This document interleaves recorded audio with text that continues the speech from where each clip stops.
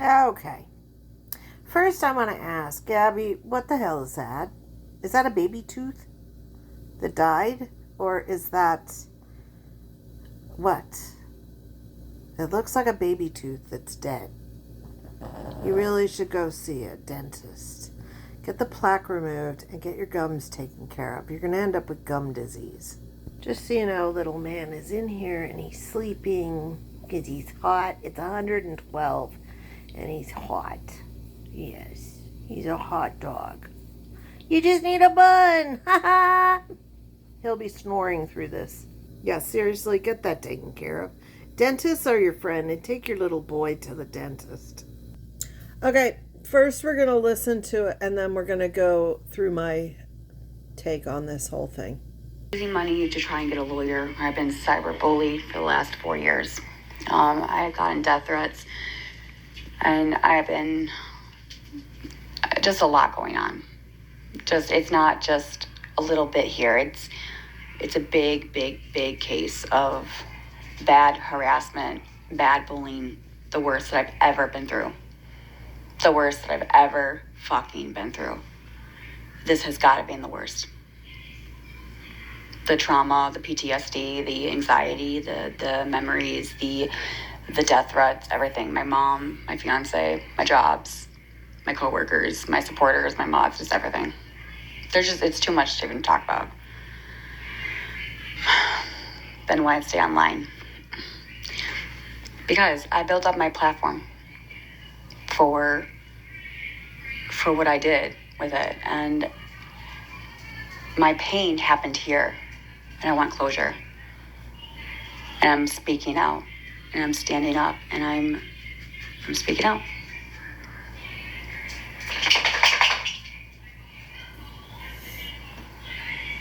I am. A lot of people tell me I'm strong. Because they tell me all the time, Gabby, how does this not break you? I have no fucking clue. No fucking clue. I ask myself all the time, how do I do this? How do I do this? And get on here and have a smile on my face.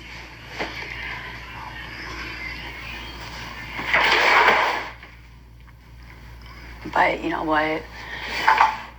Like me or not, there's a message and there's a story here. And a lot of people just don't have the courage or the strength to speak up. They just go into silence. And I choose not to. And I wrote a book.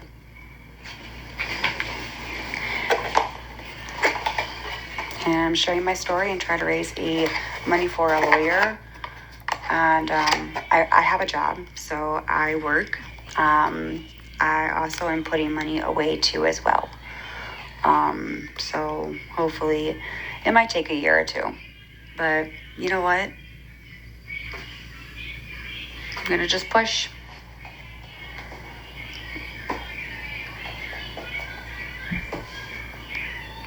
No, not my new coworkers.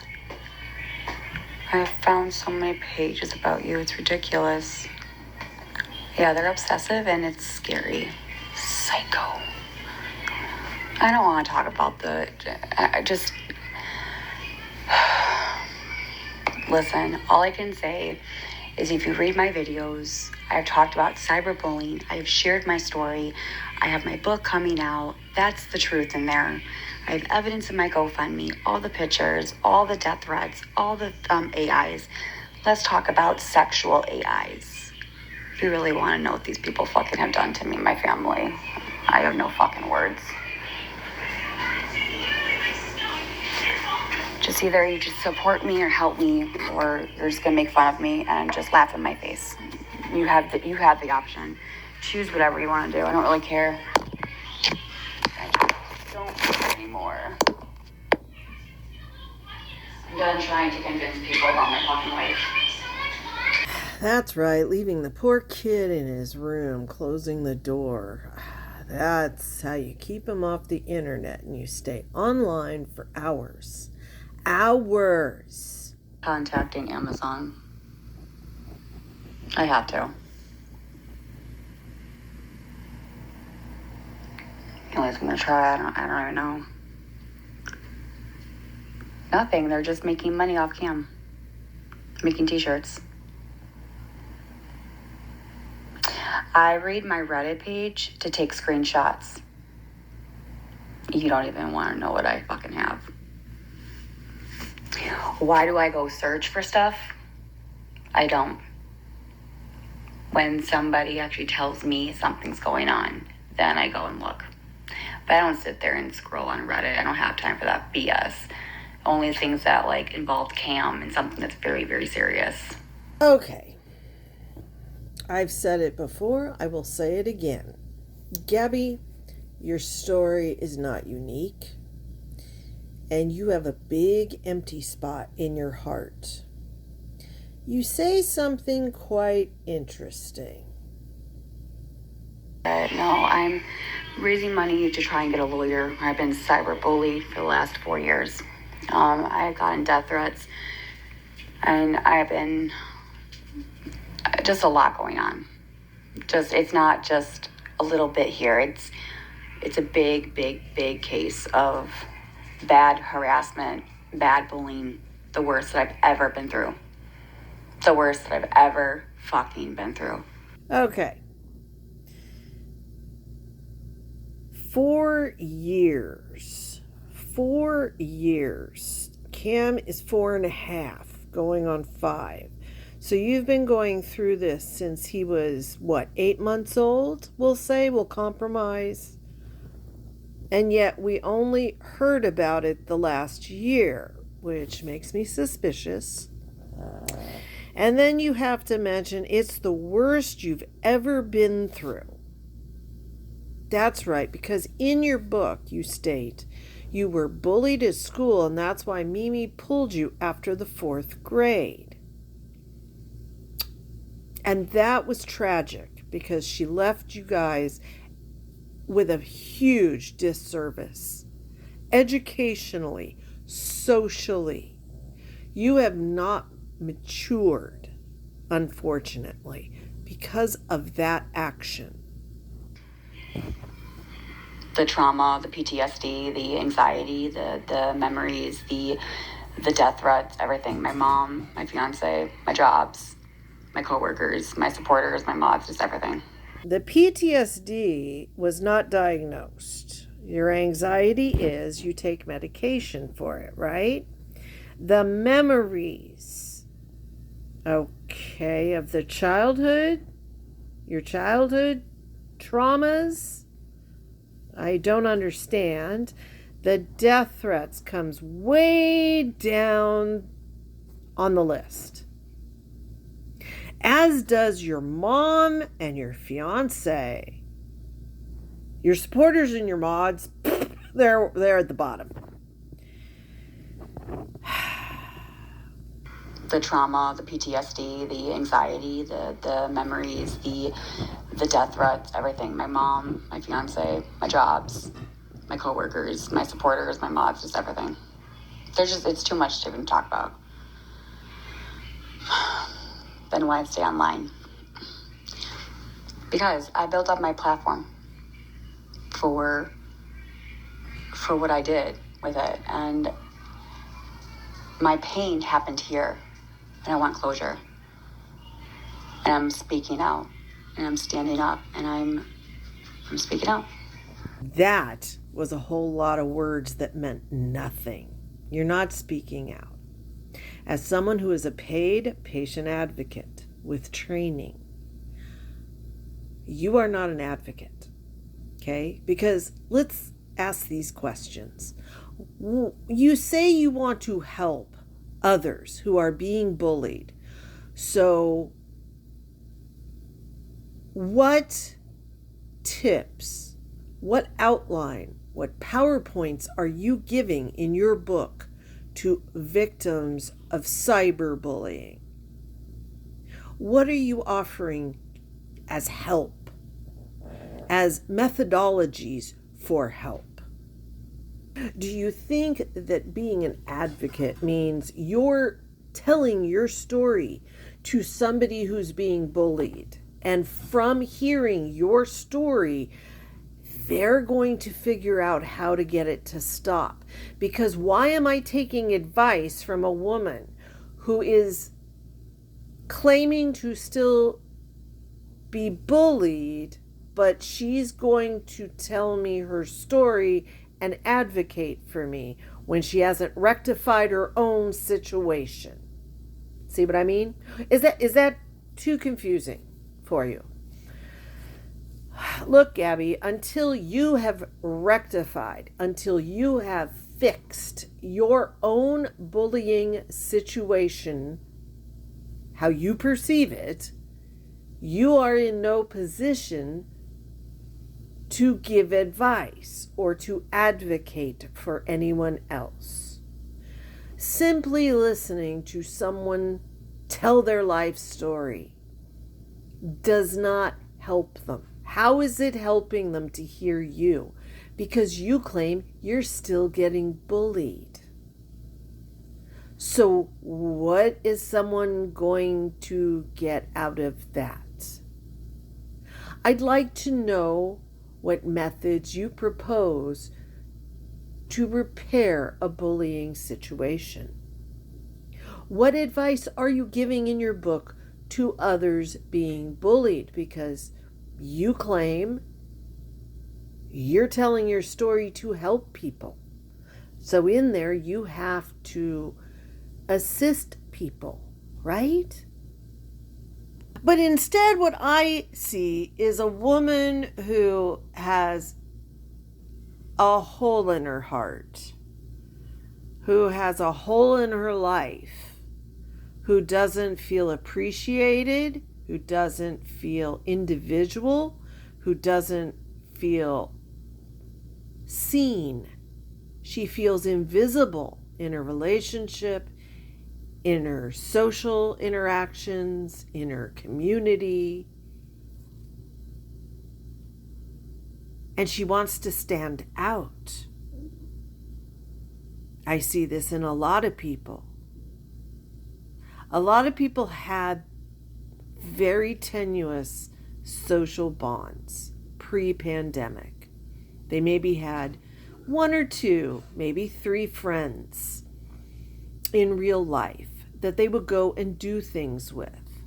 Hey, come on over, we'll play video games. Hey, let's go to the movies. Every once in a while they'd be going out, but they have to work a lot because that's the economy. But then the pandemic happened. And those social bonds, as frail as they were, ended up getting broken. And so people became isolated. They may still go to work, but their social interactions ceased for whatever reason. Be it that the places they used to hang out with their friends were closed, maybe their friends got sick, maybe their friends had an illness, a condition that left them vulnerable, so they couldn't go out. And so the social bonds were broken and the people became isolated for months. And then the pandemic was over, but people had gotten to live a new way of life, working from home, ordering in. DoorDash became a thing. Instacart became a thing. Nobody wanted to go out. We became like those people on the spaceship in Wall-E, sitting in the lounge chairs. We didn't have to do anything. Everything came to us. And what that ended up doing was, for the people who didn't have strong social ties, strong community ties, strong institutional ties, it made them feel invisible. Now, this is just my theory, because you know me, I love my abnormal psychology, and I love figuring out what catalysts cause people to spin. And Gabi is spinning. She's spinning. She's getting worse. She's like Crystal. I keep telling you guys, Crystal is Gabi in 20 years. Gabi even said the word gang stalking a month and a half ago. So don't call me crazy. Only Milo can say that. But seriously, what ended up happening was people felt underappreciated when you don't go to work and you don't have that social interaction with your coworkers. You don't feel as appreciated when you do a good job. And when you do go back to work, things are different. People have changed. People are kind of in their shells. They've seen their mortality. They saw people die by the thousands. That was a big event in our lives, whether you believed it or not. Who doesn't remember seeing the Chinese crematoriums popping up and the mobile crematoriums and the body bags stacked? Who doesn't remember seeing in India all the bodies being burned? Or the people dumping off their sick relatives because they didn't want them in the house for fear they'd infect people. It was like the modern day plague. It was the Black Death of the 21st century. And that affects society. It changes the way societies think, how they interact with each other. Whether we want to believe we were affected or not, we were as a species. So, unfortunately, Gabi's ties weren't that strong to begin with. And she isn't feeling seen. She's not appreciated in her relationship. Let's face it, Aaron, you don't talk about your boyfriend's extender if you have a strong relationship. You respect their privacy, their pride. You don't tell secrets to strangers on the internet and then not expect them to laugh. You don't talk about your sex life on the internet with strangers and expect them not to make AI cartoons. Come on. You put yourself on the internet to be seen. As you've said, Gabi, you want to be famous. Well, there's a thing called TikTok infamy, and that's you. It's not famous, it's infamy. You might need to look that up in a dictionary, because infamous is not famous. Let's say it's famous for the wrong reasons. And unfortunately, like Lori, like Lisa, like all of them, Gabi, you are TikTok infamous. And that's a hard hole to climb out of. When you look at momfluencers, you're not one of them at all. They work very hard. They work so that their house looks presentable. May not be completely clean, may have kid toys everywhere. But that's what being a mom is about. Being a mom is putting your kid and your partner as a priority, not TikTok. The problem is you don't have the educational background for critical thinking, for time management.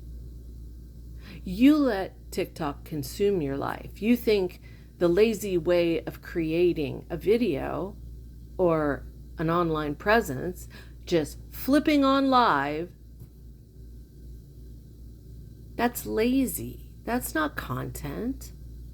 Content is thought out. It's scripted. It's shots. It's angles. It's lighting. It's activities. Those are momfluencers, not you. You're a lazy, uneducated woman, and I'm not saying that to put you down. But you're a lazy, uneducated woman who wants fame the quick way. And all that gets you is infamy. It's hard to crawl out of that hole. It's hard to change. It's possible with hard work. But unfortunately, I don't see any of these people climbing out of that hole. Look at Lori. She wanted to get her GED and make her kids proud. That would entail studying, time away from TikTok. Same with you, Gabi. Your son's going to be older someday. Do you want to help him with his homework? Because in 5th grade, he'll be surpassing you because you didn't get that GED. So why not study now? Why not go to night school? Why not do something to improve your life to make it better for your family? Why not spend time with your partner instead of being online all the time? He's getting bored. He's getting sick of it. And you can say he wants to have sex with you all you want, but I hate to tell you, some men just like a warm hole. A turkey in the oven with mashed potatoes and gravy is just as satisfying as you. Truth. Your book, I'm sure your friend is rewriting because chapter 5 still blows me away. 5 sentences does not make a chapter. Your book was poorly written. You don't have the education. Your English is atrocious. Syntactically, it's a disaster. All you had to do was take a night class, an adult school. Every community college has them. Nobody would shame you for that because that would be bettering yourself for your family. You don't have a story to tell. You're not unique. I keep telling you guys, be proud of the little ant that you are in this ant farm called Earth. We are all but ants. Humans have this tendency to think they're more important, that they're arrogant. And what do? We destroy everything we touch. We're not a good species. And some of us are very much lazy worker ants who want results fast without the work. Gabi. Nobody's going to watch you and say, oh, her singing is wonderful. We should put her on The Voice. Why don't you try out for American Idol? Why don't you try out for any of these things? You never have. Why? You're supposedly strong and brave. No, you know what strong and brave people do? They work hard. They better themselves. They put others first. And they contribute to society instead of taking.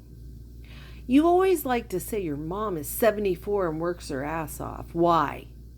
Because she has to pay for you and your sister. Why aren't you two working your asses off to pay your own bills and help your mom? Same with Aaron. Why is it Aaron saying he can barely keep the bills paid, yet you're socking away for a lawsuit? Stop thinking you're somebody. You're not. You're not. None of us are. Do you know that the people who become famous for whatever, for a Nobel Prize in physics, an astronomer who finds a solar system, a dancer, somebody famous has worked hard in silence. And then their accomplishments are what make them famous. They don't shout and yell. ignorantly along the way. Look at me! I have a story! I'm special! No. They're focused on the goal and they work hard.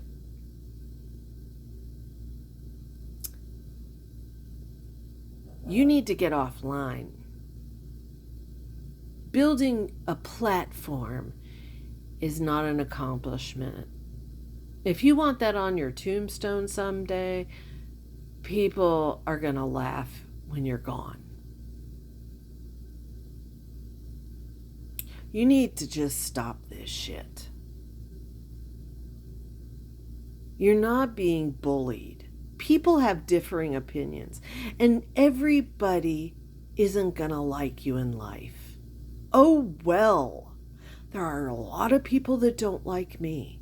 Oh, well, there are a lot of people that do. Do I lose sleep over it? No. Do you? Yes. Do I stay online 4.5 hours at a time? No. I'm busy working. I'm retired. I'm working multiple jobs because others won't do them.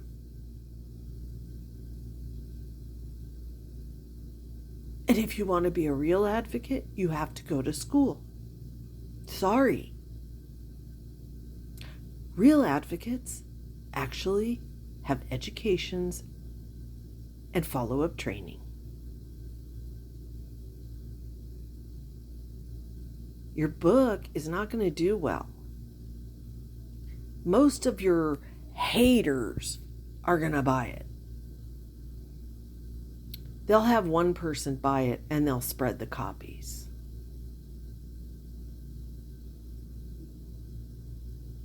And I don't think Netflix is picking it up. You are pipe dreaming your life away. Stop dreaming and come back to reality. And get yourself a real psychiatrist and a real psychologist. Because what you have is a joke. You have serious mental disorders. And I don't mean that to be mean. You need help.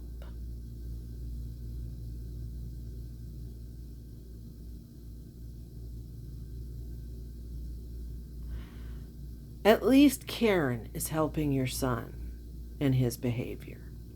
It's sad that CPS had to make a parenting plan for you. I don't think parenting classes are going well for you. I don't think you are taking them serious. And that's sad. You're so focused on this lawyer and suing people and winning. You're going to lose everything. You're going to lose your partner. You're going to lose your kid. You'll eventually lose your supporters and your friends. That's a Pyrrhic victory. Look it up.